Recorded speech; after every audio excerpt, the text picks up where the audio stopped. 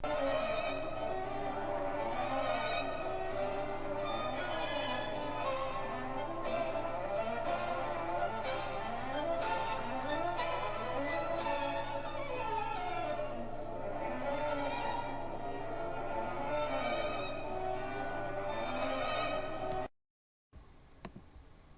video will explore the historical accuracies and inaccuracies present in Enola Holmes 2 on Netflix. Enola Holmes is a fictional character, supposedly the younger sister of famed detective Sherlock Holmes. Like her brother, she wants to be a detective too. I first noticed the historical inaccuracies looking at Enola Holmes, played by Millie Bobby Brown, and her wardrobe. There were no gowns reflecting the Victorian style with an exaggerated bustle, and her gowns were also too revealing to be Gilded Age gowns. In one scene, Enola Holmes is wearing a man's suit, complete with a collar, which no woman in the Victorian age or the Gilded Age would have worn. This made me want to research the other historical inaccuracies in the show.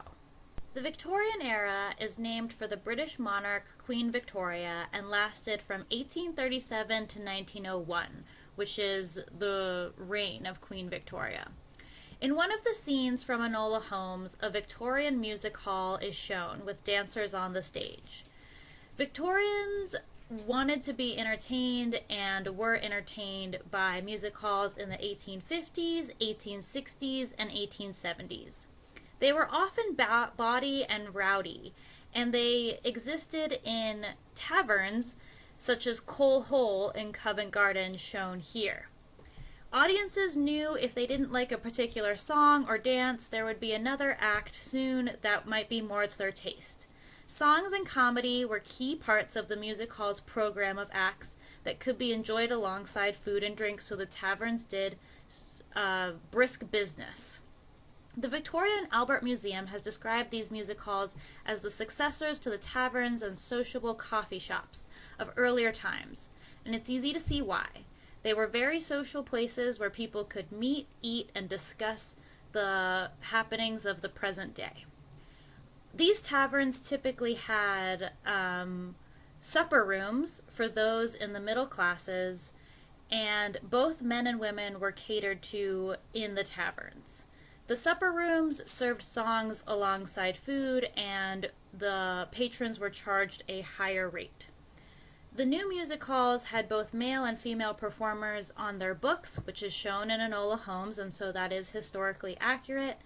And the taverns worked very hard to show audiences that their performances were not R-rated.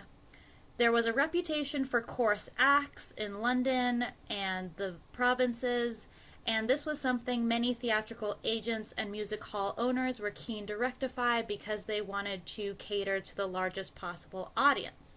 Performances would be publicized as offering fun without vulgarity and stress the places where entertainers had previously worked and their respectability. For example, the New Music Hall or the Philharmonic Hall. The most dangerous part of the music halls was the frequency of fire. Some were built or adapted hastily and did not have adequate facilities such as fire escapes or exits, and this could result in tragedy. For example, in 1868, when 23 theatergoers were killed at the Victoria Music Hall in Manchester. So far, Enola Holmes 2 is looking pretty historically accurate. Now we turn our attention to the Bryant and May match factory.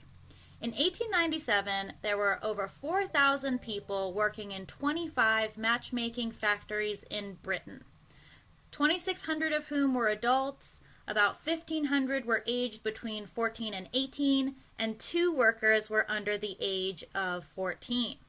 Matches were made using sticks of poplar or Canadian pine wood. These sticks would be secured into frames holding approximately 4,000 pieces of wood. Both ends of the sticks were dipped into sulfur, and then into a composition of white phosphorus, also known as yellow phosphorus, powdered glass, and coloring. The level of white phosphorus in the match varied. Experienced workers could finish 1,400 frames in a 10-hour shift, which created 10 million matches. Once the double-ended matches had been dried in ovens, they were placed in a machine to have them into single matches. These were then packed into a boxes of 100, and these then tied into bundles of 12 boxes. Those involved in dipping the matches were usually male, and men occurred all over the factory process for lifting things, but female workers dominated the workforce involved in the remainder of the process, and so they were exposed to the phosphorus. There were also office workers in these factories. So we're beginning to see a variation between Enola Holmes 2 and the actual truth. These match factories did not only employ women, they did not only employ children, they employed men, women, and the amount of children working in them was very, very few. We also have to talk about the ethnic makeup of Victorian London at the time. The 1901 census revealed that 99.5% of London was white British. There were small communities of Chinese, Indians, Malay, Arabs, Afro-Caribbean, Africans, and Jews, but this was a very small group due to heightened immigration laws at the time and due to the large migration of Irish into London. So while Enola Holmes 2 shows that the factory was ethnically diverse, this is not accurate.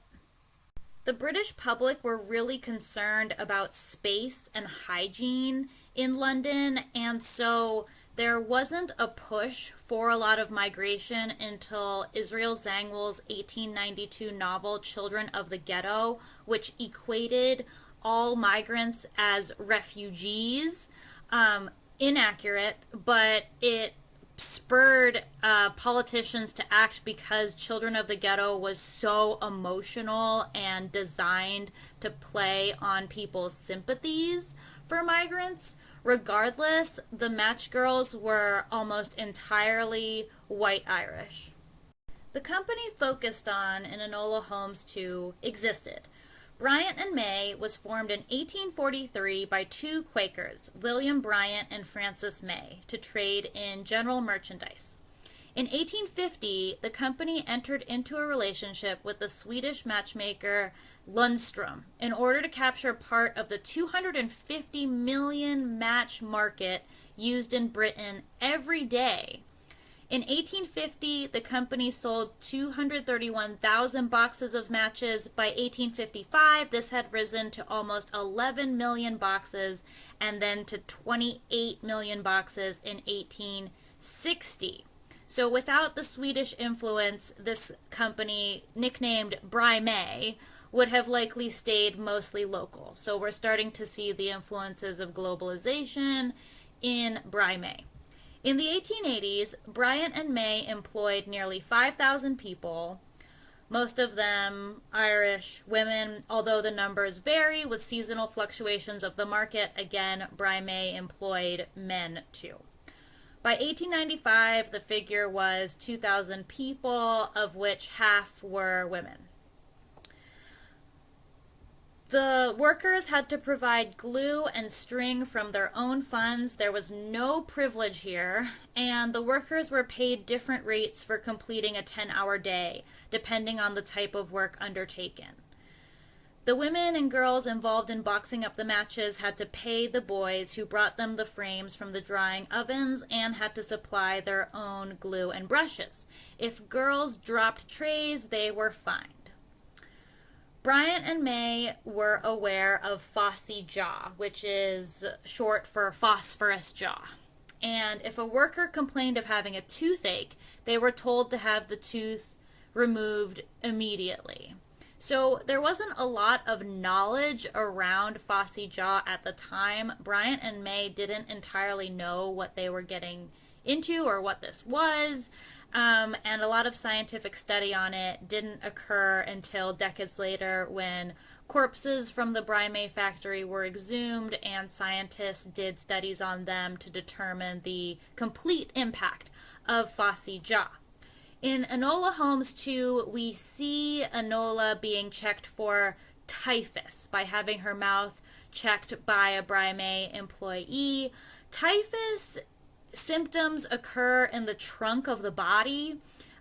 So I don't know why the writers thought that checking for typhus in the mouth was accurate. Maybe they wanted to make it a red herring, but it would have been far more accurate if they had asked to check for diphtheria. Diphtheria is named for Corynebacterium diphtheria, which is a pathogenic bacteria. And it can spread from people coughing, people breathing on one another, and it's one of the bacteria that spread if you touch a common surface.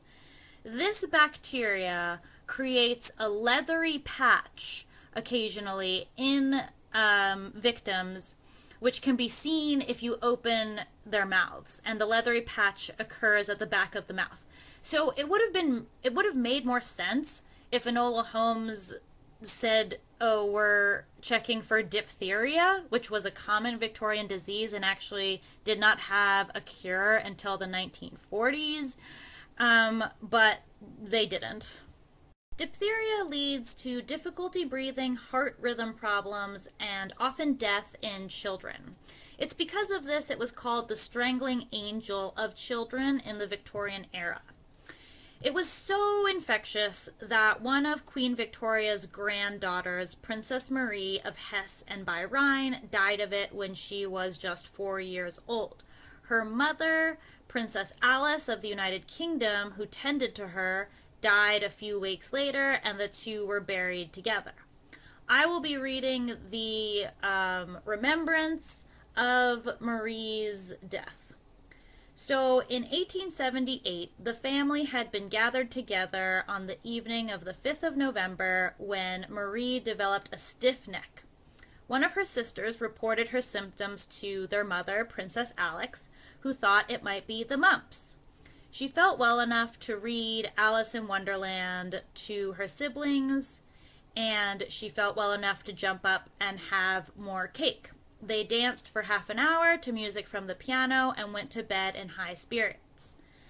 The next morning, the diagnosis of diphtheria began. Princess Alice ordered that a steam inhaler should be brought to her room to prevent the seriously ill Alex, one of Princess Marie's siblings, from choking to death. Hours later, Princess Marie ran into her mother's room, crawled into bed with her, and kissed her. By afternoon, Marie was displaying the symptoms of the disease, suffering from a high fever with white spots and a white membrane covering the back of her throat. The next day, her sister Irene became ill, and on the day of 14th November, her brother Ernest and father Louis also became ill. Alice and the doctors nursed the family around the clock. On the morning of November 16th, Marie choked to death from the membrane covering her throat. Her mother, awakened by the doctors, hurried to the nursery, only to find her daughter dead. Princess Alice sat by her daughter's body, kissing Marie's face and hands, trying to work up the strength to tell her ill husband. She watched as Marie's coffin was wheeled off to the family mausoleum. This death impacted everyone in the royal family, including Queen Victoria and including the future Empress of Russia, and it's believed that Marie Romanov is named in honor of Princess Marie, who sadly died in 1878. If you're interested in Marie Romanov, you can check out that video on my channel.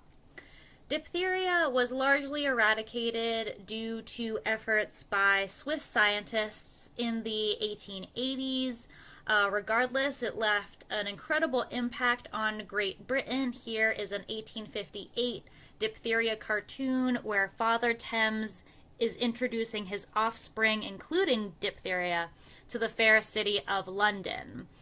This was published in Punch in 1858. And again, Londoners and the world in general at the time did not entirely understand pathogenic bacteria. Enola Holmes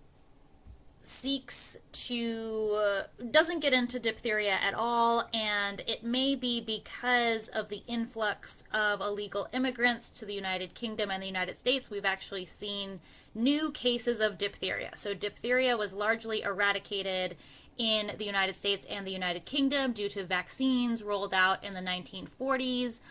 But unfortunately, immigrants that have been processed in Kent, England, carried diphtheria with them from Africa and the Middle East, and there was a diphtheria outbreak in Kent, England in October 2022. So maybe due to the public outcry, diphtheria was not covered in this Netflix show. I don't really know, but diphtheria is incredibly contagious, and everybody should be very aware that it's not completely gone. It's still out there. You can still get diphtheria and die, and ultimately less than 20,000 individuals in the United States die of it every year, again due to mass immigration usually. So in Enola Holmes too, we see members of the public, MPs, very interested in the plight of the match girls. Was that the case in Victorian England? Not really. We see matchmaker competitors such as the Salvation Army pushing their own product, so there was commercialization around the plight of the match girls and phossy jaw.